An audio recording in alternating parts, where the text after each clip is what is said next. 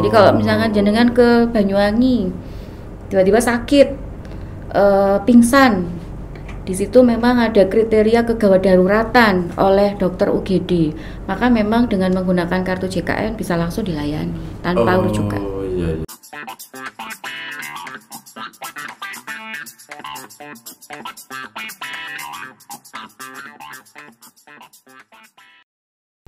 Assalamualaikum warahmatullahi wabarakatuh, sahabat Sakinah. Hari ini saya bersama dengan Dr. Indri Lestari Maharani, Kepala Bidang Penjaminan Manfaat Rujukan BPJS Kesehatan Cabang Mojokerto. Assalamualaikum, Bu Indri. Waalaikumsalam, Pak Syafi. Matur nuwun kehadirannya di Rumah Sakit Sakinah. Sama-sama. Sehat nggih hari ini nggih? Alhamdulillah sehat. Sebagai Kabid Penjaminan Manfaat Rujukan, berarti Dr. Indri ini tanggung jawab atau ruang lingkup pekerjaannya dalam menjamin seluruh peserta JKN itu mendapatkan manfaat saat dirujuk di rumah sakit, begitu Bu ya? Betul sekali. Jadi contoh ketika saya sakit gitu, kemudian memang harus dirujuk. Nah, saat dirujuk inilah yang jadi tanggung jawab di bidang jenengan untuk saya sebagai peserta BPJS Kesehatan atau JKN ini mendapatkan layanan di rumah sakit rujukan. Ya, betul sekali.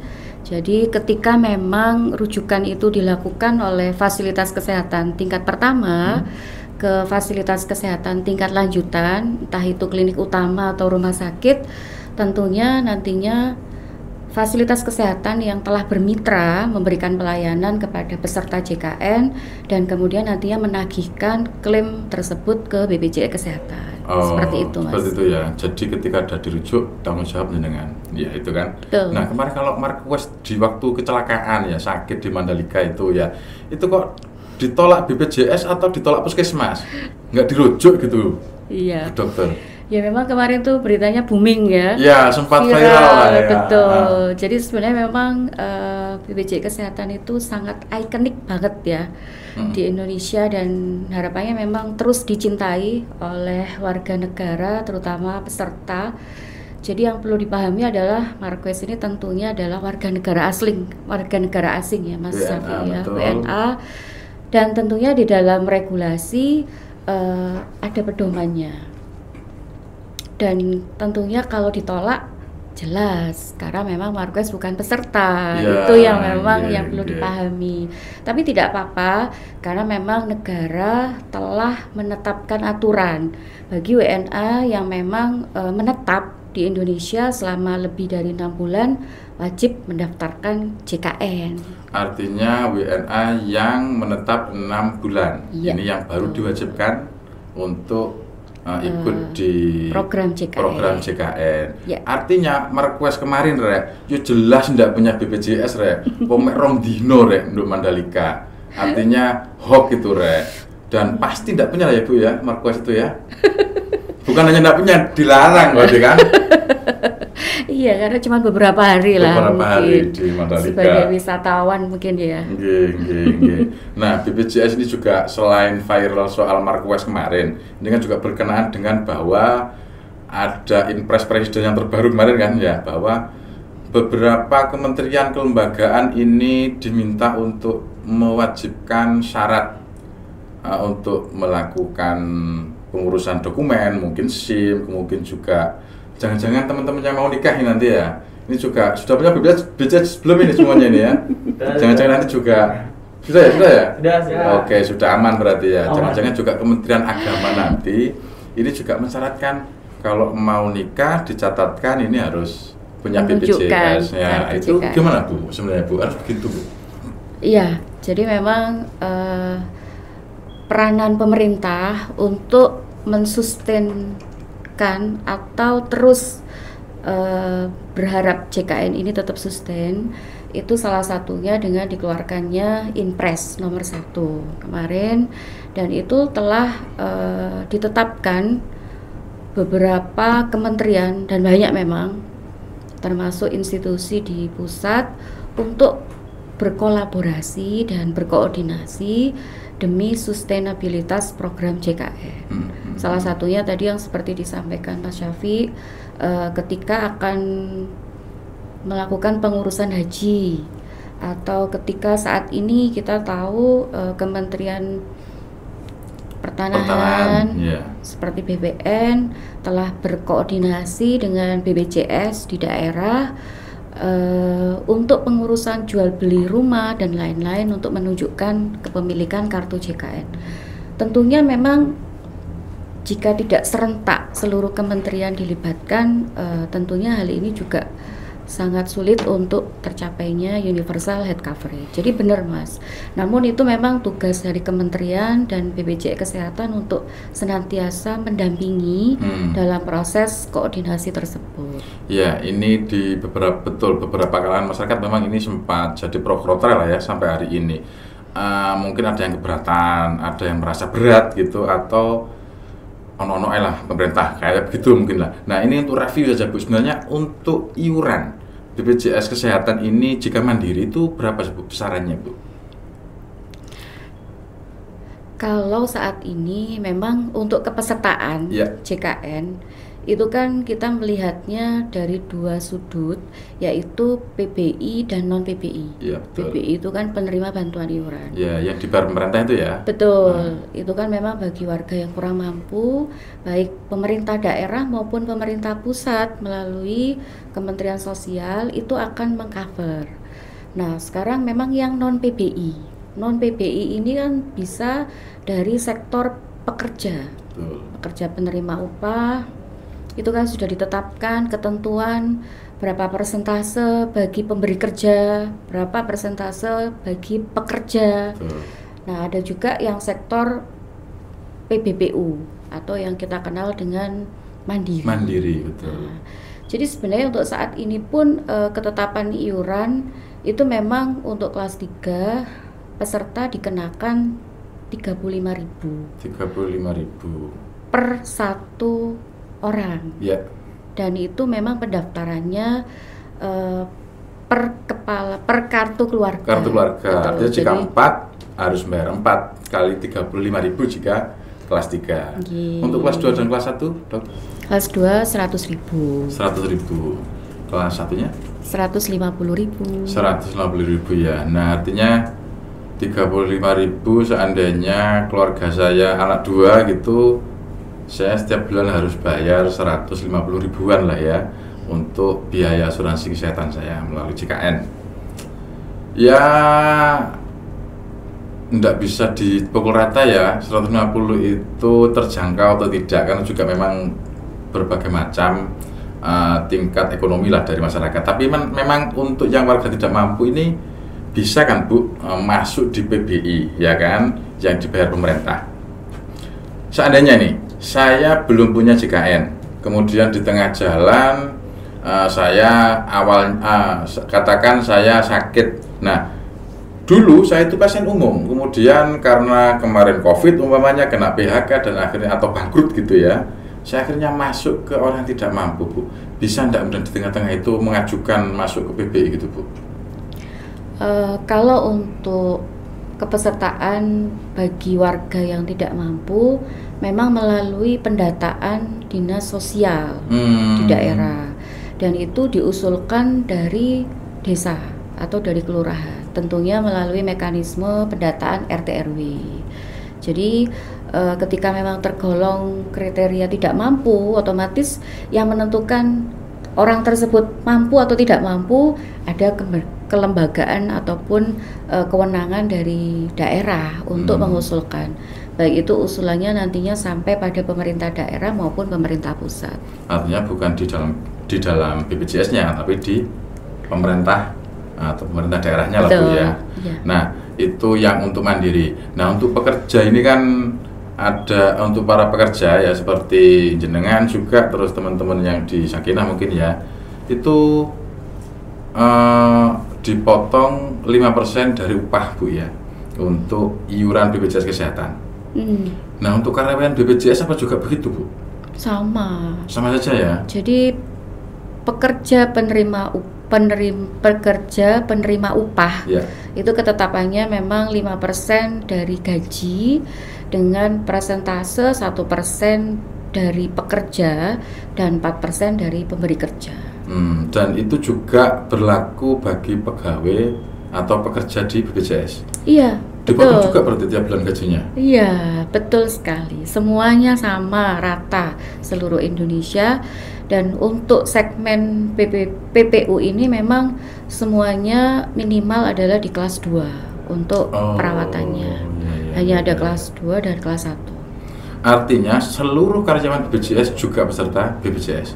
Jelas. Nah, itu untuk menjawab germengane wong-wong itu loh Bu. Iku wong BPJS kerja di BPJS jangan-jangan tidak punya BPJS.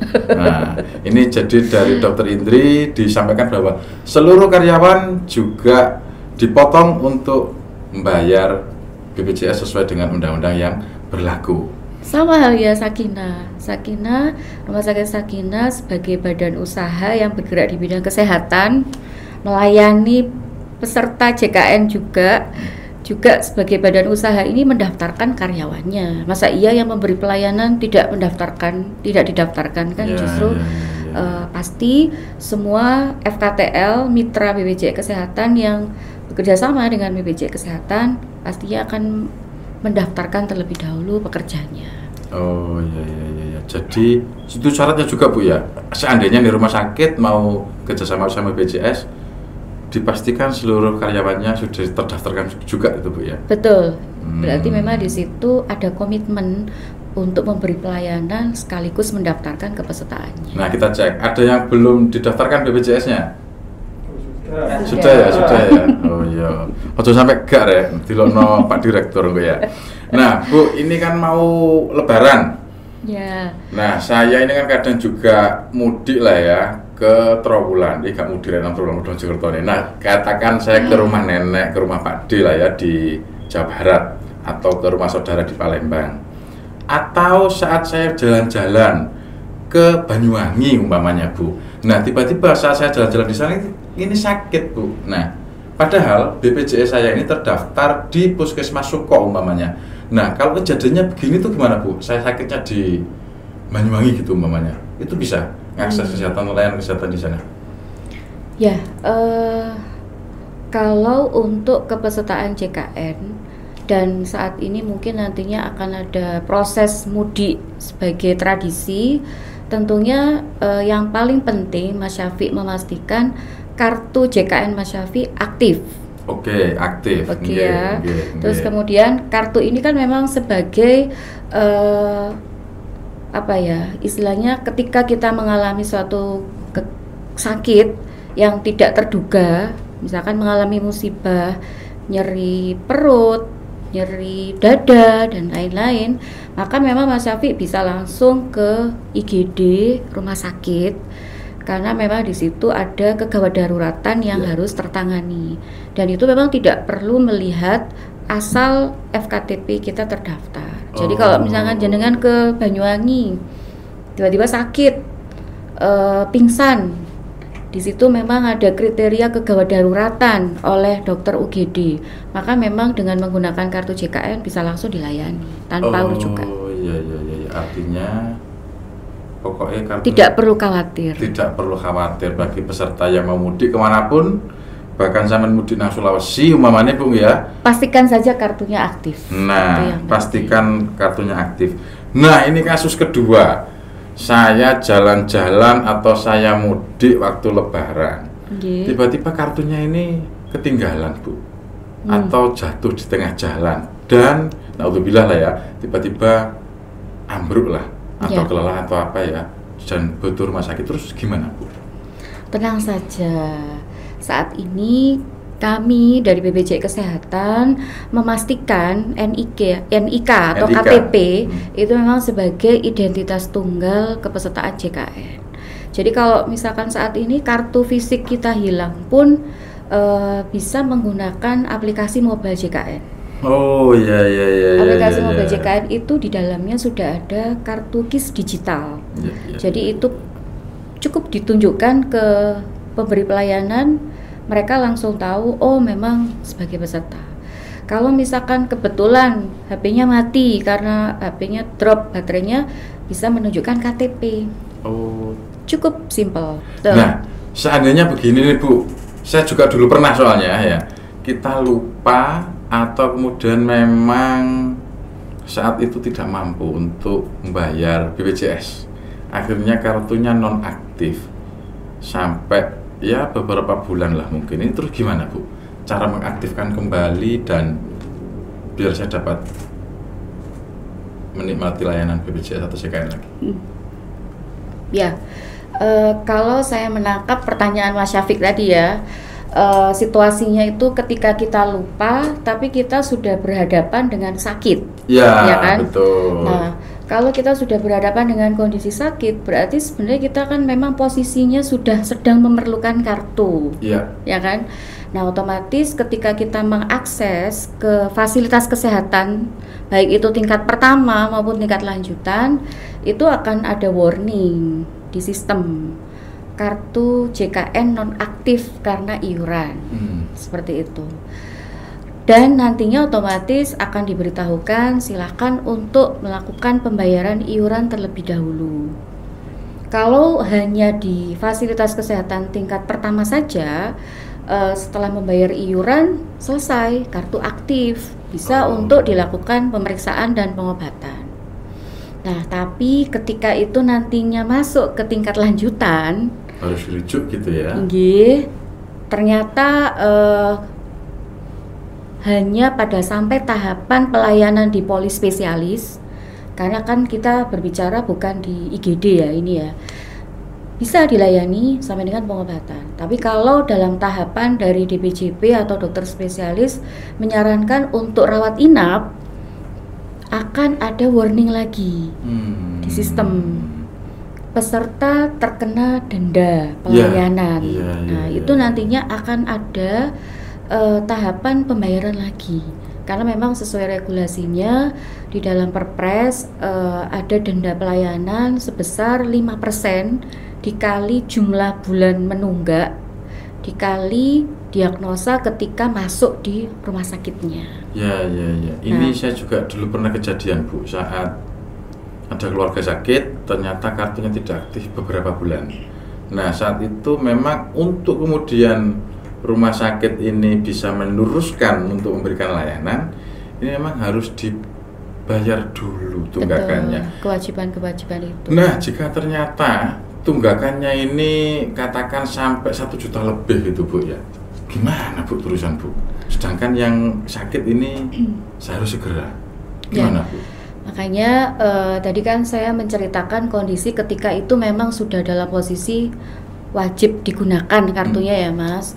Mau tidak mau memang itulah mengapa pemerintah menjembatani agar sebenarnya peserta itu tidak terkena denda dengan membayar secara teratur. Tapi memang ya seperti tadi yang dikondisikan Mas Syafiq, bisa jadi orang itu lupa atau pas kebetulan kebutuhannya mendadak banyak. Nah, tapi sebenarnya kalau kita saat ini sudah tersadar bahwa beberapa bulan terakhir kita belum membayar iuran, terutama lebih dari 3 bulan, yang dirasa semakin lama bulan tidak dibayar itu akan semakin banyak nominal. Semakin numpuk-numpuk lah. Itu kami ada namanya program rehab namanya di BPJS Kesehatan, yaitu pembayaran bertahap. Betul. Jadi nantinya ketika peserta itu tersadar bahwa beberapa bulan, antara 3 bulan sampai dengan 24 bulan lupa tidak membayar iuran atau memang ada keperluan lain yang mendesak, maka nantinya agar supaya kartu kita cepat aktif, tapi kita juga bisa lebih mudah dalam melakukan alokasi uang ataupun pembiayaan ini, maka daftar di Care Center 165. Care Center 165. Betul. Ya. Dan atau di mobil JKN itu juga bisa. Oh, di aplikasi mobil juga bisa ya. Nanti kalau kita sudah mendaftarkan sebagai peserta rehab, di situ nantinya kita akan diberi keleluasaan untuk membayar secara bertahap. Nominalnya berapa tiap bulan gitu? Itu dipersilahkan, yang jelas memang bisa dicicil sampai 12 kali tahap. 12 kali tahap ini dalam 12 bulan? Maksudnya tergantung dari jumlah menunggaknya kan berapa bulan. Misalkan katakanlah tadi menunggaknya 10 bulan. Saya menunggak 10 bulan. Terus iuran 1 bulannya 150. Berarti 1.500.000. Itu nanti bisa dicicil maksimal 12 kali. Kalau 12 kali berarti kan kurang lebih 1 bulannya 100 sekian ribu. Tapi otomatis dengan lebih banyaknya mencicil, lebih banyaknya frekuensi mencicil akan lebih memperlama proses aktif kartu kan. Ya kan? Meskipun sudah daftar bertahap, ini masih belum bisa digunakan, belum bisa aktif ya? Iya. Iya. Karena kan memang kita belum menyelesaikan tunggakan iuran itu tadi. Iya. Tapi setidaknya kita sudah mempersiapkan cicilan tersebut untuk mengarah ke kartu aktif. Karena ketika kartu aktif, ya mungkin di luar kemauan tiba-tiba sakit, otomatis tidak akan terkena denda. Kecuali kalau misalkan kita pernah ada riwayat denda, masih dalam kurun waktu 45 hari dari kita melunasi, itu masih ada dendanya. Nah, ini informasi bagi sahabat Sakinah sekalian yang eling atau sadar sudah nunggak iuran BPJS Kesehatan atau JKN, ini monggo sudah bisa ada program cicilan bertahap atau apa tadi istilahnya Bu? Rehab. Ini bisa mengakses nomor kontak 165 atau juga di aplikasi JKN. Betul sekali. Jika masih ribet, mungkin bisa datang ke kantor BPJS Bu ya? Betul, bisa. Nantinya juga bisa datang ke kantor BPJS Kesehatan untuk mendapatkan penjelasan lebih lanjut. Nah, artinya bisa dicicil Rek. Bisa, contohnya tadi ada 1.500, 1.000 atau 1.500.000 rupiah bisa dicicil 12 kali atau 10 kali lah ya. Ini jadi sekitar 100.000 sekian. Gak dicicil 3 kali Rek, esok awan sore ndak. Bisa 12 bulan. Nah, itu program dari BPJS Kesehatan untuk mempermudah bagi peserta yang sudah kadung nunggak lama untuk meringankan agar bisa memanfaatkan kembali kartunya. Betul. Nah, Bu Dokter, ini sudah berapa tahun Bu kerja di BPJS ini? Saya menjadi pegawai PT Askes dulu Mas Syafiq. Oh ya, Askes dulu ya awalnya ya. April 2013. Siapa ya, April 2013. Iya. Dan itu di kantor cabang Bojonegoro, Jawa Timur. 2013 sampai sekarang hampir 10 tahunan Bu ya? Belum ini kan ya? 2022. Oh ya, 9 ya, mau 10 lah ya. Tahun depan 10 tahun itu. Nah, sudah sempat keliling kemana saja? Soalnya kayaknya kan BPJS itu nggak mungkin lah di satu tempat. Keliling kemana saja Bu? Sejauh ini saya baru di 4 kantor cabang, Bojonegoro, kemudian di kantor cabang Kediri, kemudian di kantor cabang Tulungagung, dan sekarang di kantor cabang Mojokerto. Nah, dari Tuban tadi ya, Bojonegoro, Kediri, Tulungagung, Mojokerto, yang paling berat dulu yang mana Bu? Bagi kami Duta BPJS Kesehatan itu tidak ada yang memang kami anggap berat. Semuanya adalah merupakan tanggung jawab. Kita menganggap ini adalah sebagai tanggung jawab dan amanah, bukan tantangan. Jadi memang ya dijalankan sesuai dengan distinct job kita masing-masing, dan insya Allah itu juga untuk kepentingan masyarakat Indonesia sih. Nggak ada target-target tertentu gitu Bu, oh ini harus begini, harus sekian targetnya, kan wajib kan seluruh masyarakat itu harus tercover semua atau daftar semua. Itu tantangan-tantangan tertentu mungkin di beberapa daerah. Iya, jadi memang karena BPJS Kesehatan ini kan memang secara regulasi dibentuk untuk sesuai dari Undang-Undang Sistem Jaminan Sosial Nasional. Otomatis kami selaku badan penyelenggara bertanggung jawab penuh. Tapi memang otomatis tidak hanya kita BPJS Kesehatan yang bertanggung jawab. Sebenarnya memang semuanya adalah mempunyai tupoksi tugas masing-masing di pemerintah daerah, pemerintah pusat untuk mensukseskan. Tentunya kalau di internal BPJS Kesehatan cabang, ya otomatis saya di bagian pelayanan tingkat lanjutan. Ada juga yang di bidang perluasan kepesertaan. Semuanya kita saling kolaborasi. Ya, seperti itu. tidak ada yang berat karena semuanya amanah. Kalau yang paling berkesan Bu, sampai 4 daerah ini Bu. Yang paling berkesan tentunya bagi saya ketika kita bisa melihat senyuman keluarga yang bisa merasa bersyukur dan menikmati kartu JKN ketika anggota keluarganya sakit dan sembuh. Itu bagi kami, Mas. Oke, itu yang paling berkesan, senyum dari keluarga peserta JKN saat mengakses layanan kesehatan. Betul, tentunya tanpa ada kesulitan keuangan pada saat kondisi sakit. Karena sekaya-kayanya seseorang, tapi ketika diberikan musibah sakit, apalagi sakit yang cukup berat, itu tentunya secara finansial akan sangat terganggu sekali.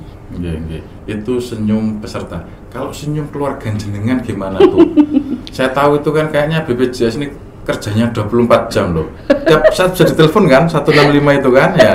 Itu bagi keluarga, pekerjaan, piye Bu caranya Bu? Terus terang memang kalau dari saya secara pribadi, tentunya ketika saya ditempatkan di kantor cabang Bojonegoro, kemudian bergeser lagi, yang terpenting adalah komunikasi, komunikasi dengan pasangan, dengan anak, dan saling memahami saja bahwa memang outputnya adalah ini sebuah proses dan ini adalah sebuah bentuk pengabdian. Bagi saya sih seperti itu. Oh, pindah-pindah anak juga ikut pindah Bu? Atau sementara ya, sementara ini yang pertama memang sudah di pondok pesantren. Kalau yang nomor 2 ini memang masih ikut saya sih. Ini agak bisa mengurangi ya. Tinggal satu yang bisa yang diajak ya, karena sudah masuk ke pesantren. Iya. Nah, dokter masuk ke BPJS atau di bidang bukan kesehatan murni lah ya. Nah, sudah berapa tahun Bu? Di BPJS tadi hampir 10 tahun ya. Kira-kira juga 10 tahun kan gak nyekel suntik gitu loh Bu. Gak lali ya Bu caranya nyuntik kira-kira. Iya, uniknya di situ. Jadi memang kita di BPJS Kesehatan mengurusi orang sakit, tapi sebenarnya mengurusi itu kan dalam artian tidak hanya pelayanannya ya, tapi juga dari proses pendaftarannya, administrasinya, kemudian klaimnya seperti itu. Tapi kalau saya secara pribadi ya memang ini sebuah pilihan dan memang ini sudah diniati. Saya dari lulus kedokteran sebenarnya memang ya seperti dokter biasa, tetap pengurus SIP, STR, sempat praktek juga. Iya, saya dulu di Surabaya juga pernah dinas di Puskesmas sebagai tenaga kontrak di Dinas Kesehatan Kota Surabaya. Sempat praktek juga di klinik, di salah satu klinik di Surabaya. Kemudian sempat juga buka praktek waktu saya di kantor cabang Bojonegoro. Oh iya. Kalau pada sekarang? Saat itu ya masih, terus begitu terus pindah, akhirnya memang totalitas di BPJS Kesehatan. Oh iya, artinya. Tapi saya tidak apa-apa karena memang sekeliling saya juga para dokter-dokter, direktur rumah sakit, dokter spesialis. Bagi saya tetap semuanya berjalan apa adanya. Oke, kira-kira nanti ya setelah pensiun atau apalah berhenti dari BPJS umpamanya akan buka praktek dokter lagi kah atau bagaimana? Kemungkinan itu ya tetap ada lah, karena memang kita juga diniati oleh orang tua untuk menjadi dokter. Tapi apapun itu nanti, apapun kiprah kita atau peranan kita, saya rasa yang penting adalah tanggung jawab di dalamnya. Entah itu pelayanan secara langsung maupun membantu proses pelayanan. Oke, ini mungkin pertanyaan terakhir nih Bu. Nah, kapan Bu kira-kira logonya BPJS ditaruh di sebelah sini itu loh? Oke, ya Allah, siap. Oke, nanti akan kita atur sedemikian rupa supaya di ruangan ini ada logo BPJS ya Mas Syafid. Iya betul, karena kan masih banyak loh masyarakat yang belum tahu Bu, kayak nomor 165 itu, terus apa ya yang saya kemarin tahu itu Pandawa itu ya, itu kayaknya juga butuh diinformasikan. Kayak umumnya saya nih di rumah sakit Sakinah umumnya ini mendapatkan yang menurut saya, wah ini pelayanannya nggak kurang pas nih, saya sebagai peserta BPJS. Nah, ini saya komplainnya harus kemana, Bu? Ya, sebenarnya Mas Safi nggak usah jauh-jauh. Di Sakinah itu di bawah itu kan ada nomor kontak person PIPP namanya. PIPP ya. Jadi itu memang pemberi informasi penanganan pengaduan. Itu memang tugasnya adalah kolaborasi dari perwakilan rumah sakit maupun dari pihak BPJS Kesehatan.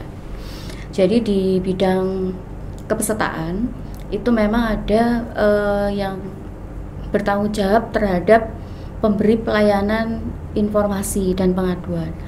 Itu nantinya yang bisa dikontak, nomor kontak personnya itu setiap saat, Mas. Jadi ketika peserta tiba-tiba ada sesuatu hal yang mengganjal, oh ini saya perlu cari tahu apakah betul pelayanan yang saya terima seperti ini. Itu nanti ke petugas PIPP. Petugas PIPP. Nah, kebetulan karena petugas PIPP kantornya ini tutup, itu bisa kontak ke nomornya. Ada ya, betul. Di rumah sakit lain juga sama ya? Di setiap semua rumah sakit pasti ada. Oke, itu namanya juga sama, PIPP istilahnya di setiap rumah sakit. Iya, betul. Nah, sampean rungono rek nek pingin komplain di rumah sakit cari yang namanya PIPP. Atau jika kepingin kontak langsung ke BPJS ke nomor ada nomor HP-nya atau 165 itu bisa. Care center itu juga bisa. Ada nomor HP-nya juga, Bu ya. Kalau PIPP itu memang di setiap rumah sakit pasti ada nomor HP PIPP rumah sakit, nomor PIPP BPJS Kesehatan pasti ada. Nanti biar apal kita taruh lah ya. Nomornya di sini kira-kira. Itu ada wajah petugasnya juga. Oh, ada wajah petugasnya juga. Ini kalau kita ngomong BPJS kayaknya masih butuh 2 hari lagi, Bu, kayaknya ini, Bu ya. Mulai pelayanan dan macam-macam. Kita mungkin bisa sambung di episode selanjutnya. Terima kasih kehadirannya di studio Sakinah Menyapa. Semoga apa yang kita perbincangkan bisa memberikan manfaat kepada para sahabat Sakinah dimanapun berada. Informasi-informasi soal layanan, soal tunggakan tadi, dan berbagai macam cara melakukan komplain umpamanya, ini bisa memberikan inspirasi dan informasi kepada para sahabat Sakinah dimanapun berada. Terima kasih Dr. Indri kehadirannya. Dan Mas Safi, kita akan bertemu di episode selanjutnya dengan narasumber yang berbeda, dengan topik yang berbeda, dan mungkin juga di tempat yang berbeda nanti ya. Saya akhiri, Assalamualaikum warahmatullahi wabarakatuh. Waalaikumsalam warahmatullahi wabarakatuh.